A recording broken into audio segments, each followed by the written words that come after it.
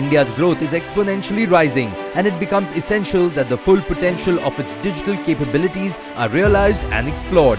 Digital India सिर्फ एक नाम नहीं है, ये देश के विकास का बहुत बड़ा विजन है. Amidst this, Times Network brought forth a platform for harnessing digital transformation. WhatsApp presents India Digital Fest. Future Begins Here showcase the power of digital technology to shape the future. Through specially curated sessions attended by government leaders and industry experts, the event brought forth the digital ability to surpass human imagination. In this episode, Minister of State for Skill Development and Entrepreneurship, Rajeev Chandrasekhar, is in an exclusive conversation with Managing Editor Times Network, Mihir Bhatt, on skilling India's future-ready workforce. Thank you so much for joining us, and it's a pleasure having you at Digital India Fest, though virtually. I hope next time you make it physically. But as you know, Times Network has been taking this initiative and obviously, it's a 7-year journey. We used to have Digital India Summit. Now we have transformed it to India Digital Fest. First of all, what is your message for the audience here, which is a mix of obviously entrepreneurs and people who are part of digital ecosystem in India? So, namaskar, and thank you for inviting me to speak on this celebration of Digital India.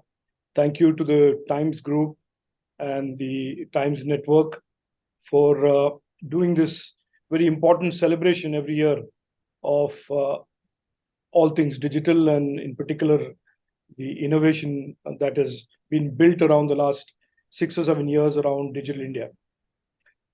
There is obviously very much to speak about how far our country has traveled, but I will just say this, that we are living certainly in one of the most exciting periods of India's independent history, and a large part of that excitement, the large part of the promise for India in the coming years, as in the decade of technology opportunities, for which our Honorable Prime Minister has created a beautiful brand called the India Techade, a decade full of technology opportunities.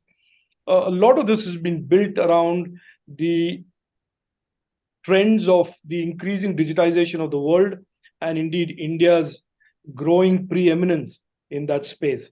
So I think this annual celebration of Digital India is also, in a sense, a report carding of how fast and how far we are traveling every year. And so I thank Times Network and indeed all those associated for having this annual celebration, and in a sense, putting a marker on the ground for the years ahead in terms of innovation and growth of the digital economy. Absolutely.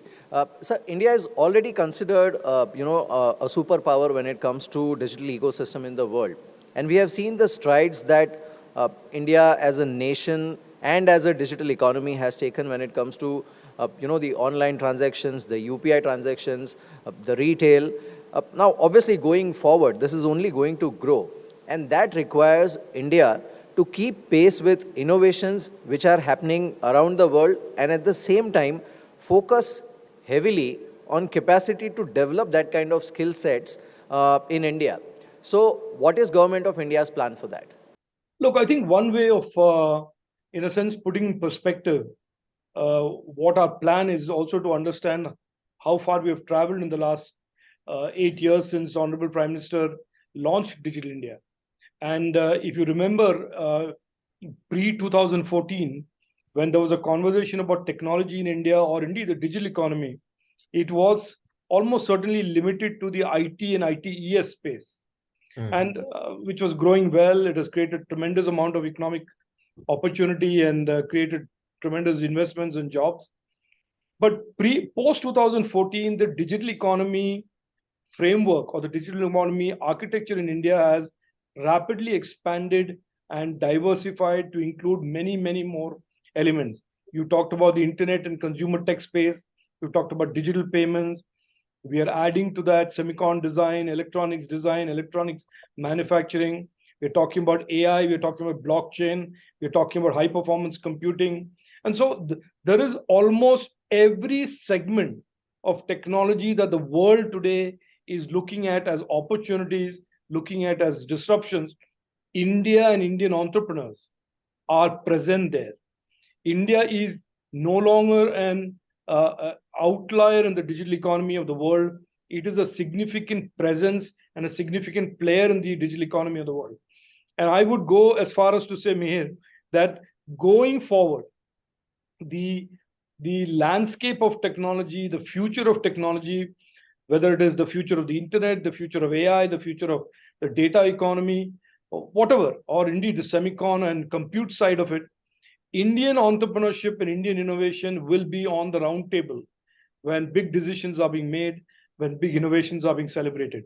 So it is clear in my mind that we are now players and we want to be players. And when I say we, I mean young Indians, young innovators are essentially in every segment, slice and pie of the digital opportunity that a similar entrepreneur or a similar youngster in the Silicon Valley, in Japan, in Korea is also gearing up to pursue and address.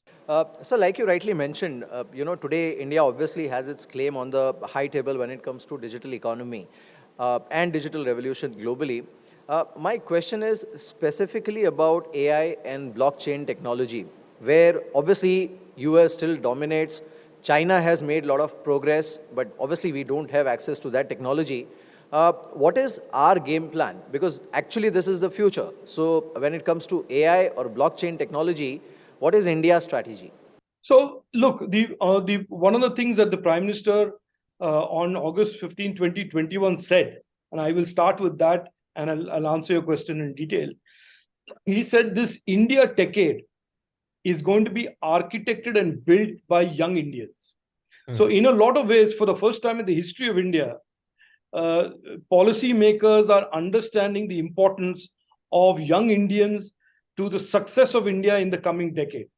And so on one side, one of the things that the Honorable Prime Minister has done very, very effectively and systematically is expand the opportunity pie. No segment of the digital economy today is unopened or is left unopened. It is whether it's space, whether it's drones, whether it's semiconductors, whether it's electronics, whether it's blockchain, whether it's high performance compute, every segment of the digital economy today has the ability for a young Indian in partnership with the government, in doing it on his own, to be a participant in that space. So opportunities today are endless, limitless for young Indians who are determined to succeed. The Honorable Prime Minister repeatedly says, and it is a message that I have the privilege of repeating whenever I go to colleges and campuses, which is that education gives you knowledge, but skills gives you the ability, the real ability to pursue these vast numbers of opportunities that are emerging in this digitizing world post-COVID. So there is a comprehensive plan. There is a skilling ecosystem that has been built, that is being modernized and being made more industry ready, more future ready. We have 6,000 skills that have been delivered through a widespread skill network. We are now bringing the academic institutions into that network. I just launched it 3 days ago in Bengaluru. And that allows a student, even if he is doing a degree or she is doing a degree, to also do a skill program. And that skill could be a white collar skill at the very high end, drones, AI, robotics, Industry 4.0, or it could be a typical blue collar skill where there is a lot of demand, but with blue collar skill with the digital skills that are required to succeed in the digital age.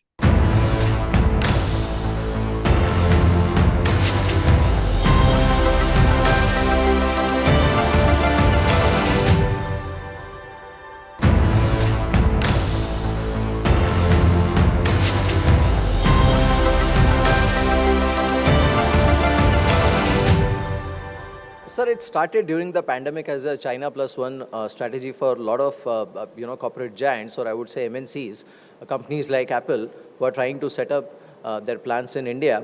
But what we have seen is, even as China opens up, we constantly hear about some of the other announcement, large companies wanting to open their plants in India and make inroads into Indian market. While we have seen some layoffs and some challenges, especially in startup world and valuations in developed markets. So to that extent, can we say that the Indian digital economy and startup ecosystem is delinked? No, I don't think it's a question of dealing here as much as saying that we are growing, we are expanding, and we have what really one of the biggest advantages that most of the world does not have, which is our talent pool is so large.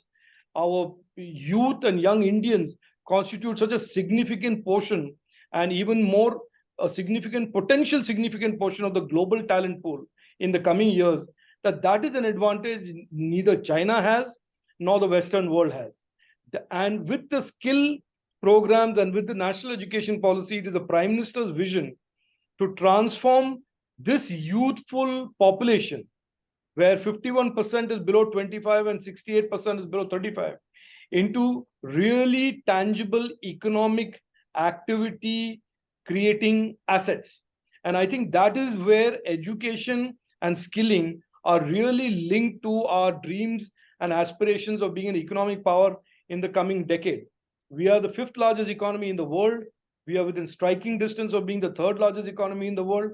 And if we do reach number three shortly, if we do reach number two or number one in over the course of the decade or the years following that, it will be in large part due to how skilled our young Indians are, how globally adaptable this young talent is, and how our innovation ecosystem, which is increasingly becoming the trusted partner to the world on digital products and services, our innovation ecosystem becomes almost the backstop or the enabler for the world's increasing digitization appetite and digitization demand. So it is not about delinked. We are very linked, but we have a certain dynamic, a certain different place in the world. For 30 years, China had the place that they were the manufacturers for the world. And as that concentration in China has proved to be unhealthy, the world is looking to diversify. And I think India is uniquely suited to position. And in a lot of ways, thanks to Prime Minister's 8 years of very hard work, India is today, from a capability point wise, also very ready to play its role as being a partner in the growth of the digital economy and the global economy in the coming years. So I think it is a different set of dynamics at work in the Western digital economies and the Indian digital economy. It's a different set of dynamics at work in the Chinese manufacturing economy and the Indian manufacturing economy. Sir, you addressed the skilling part. I want to focus on the other aspect, which is very critical from digital economy point of view.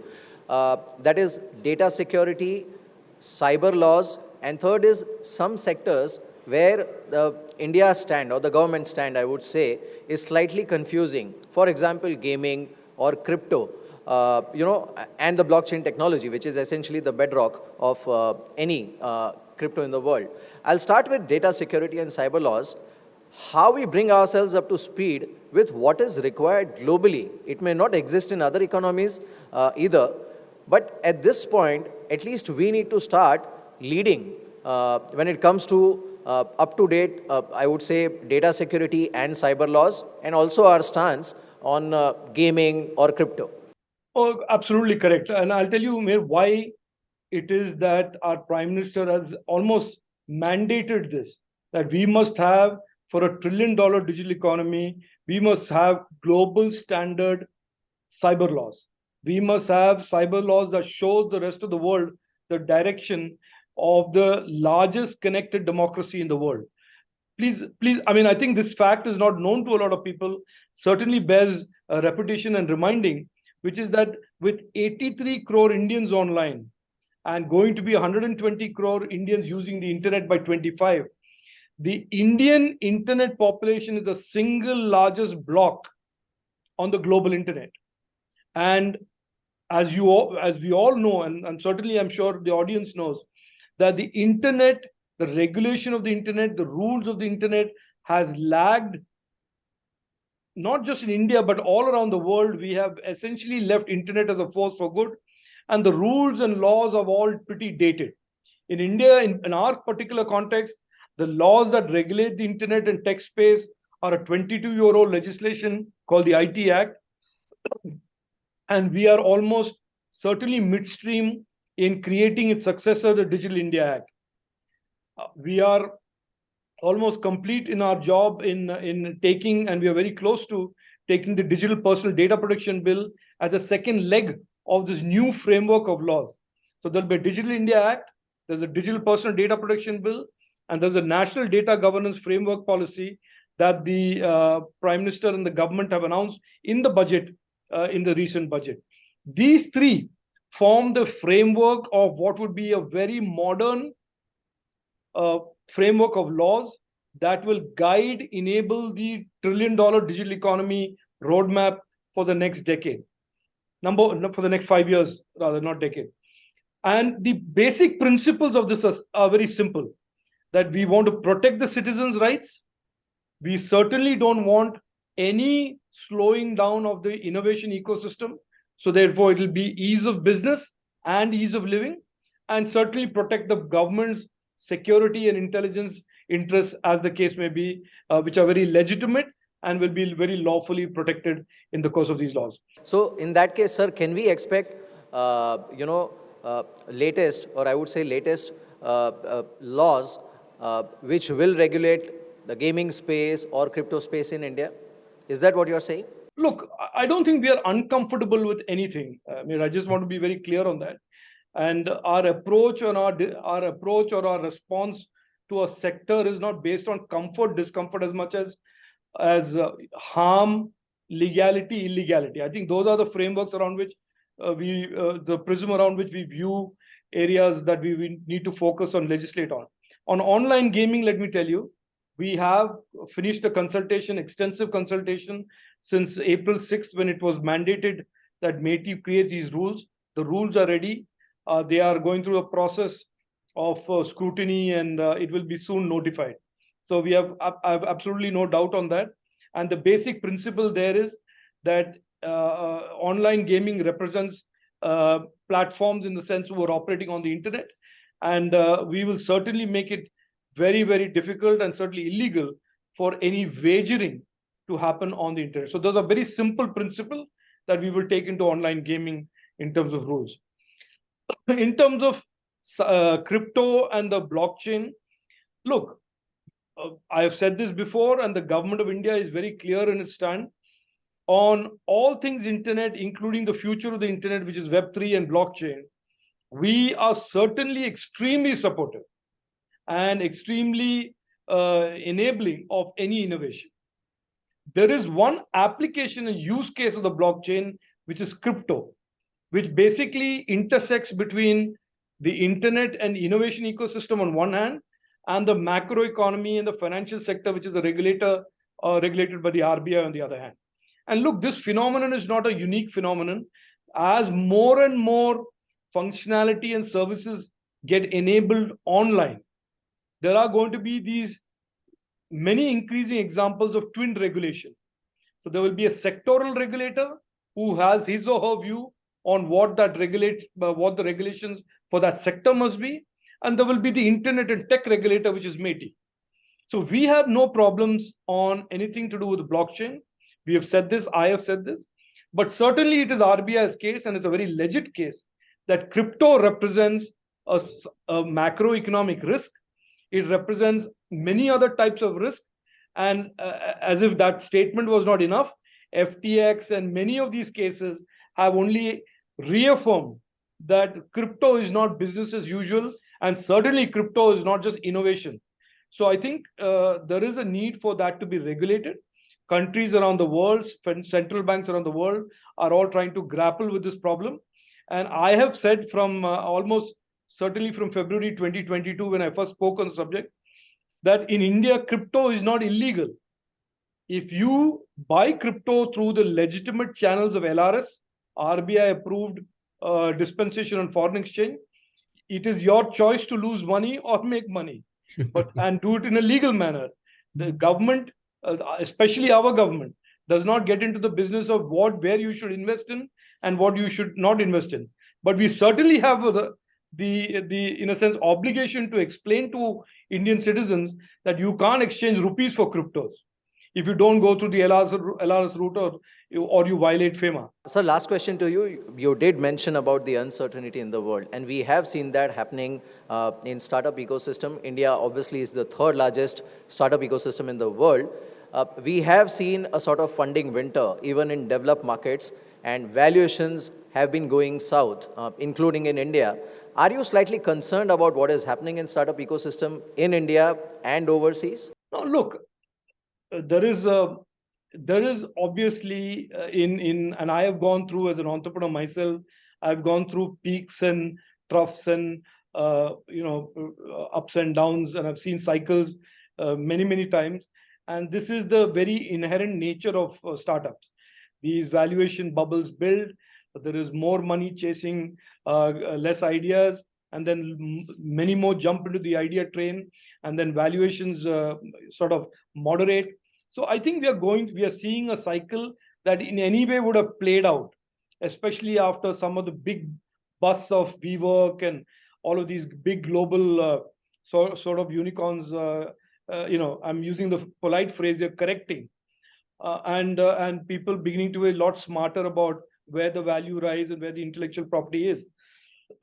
Apart from that, I think certainly COVID, the over-stimulus during COVID in the US economy and the European economy, the Ukraine-Russia war, has certainly, both those factors have caused some significant headwinds in risk aversion. So I think we are living at a time where innovation and technology is on the rise, and the digitization of the world continues to expand.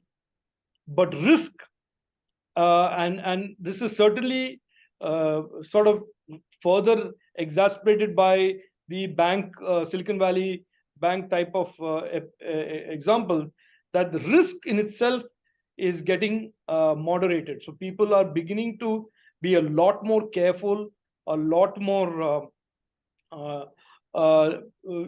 prudent, which is actually a contradiction to the word risk, but bringing in prudence and a little bit more detailed analysis before making investment, which is all causing not a slowdown of the digital economy, but it is causing certainly a valuation correction. Right. Well, on that note, sir, thank you so much for joining us. And obviously, the future as far as India is concerned is bright. But like you rightly said, people are being prudent, people are being cautious. Thank you so much, sir. And all the best for your Karnataka campaign. Thank you so much.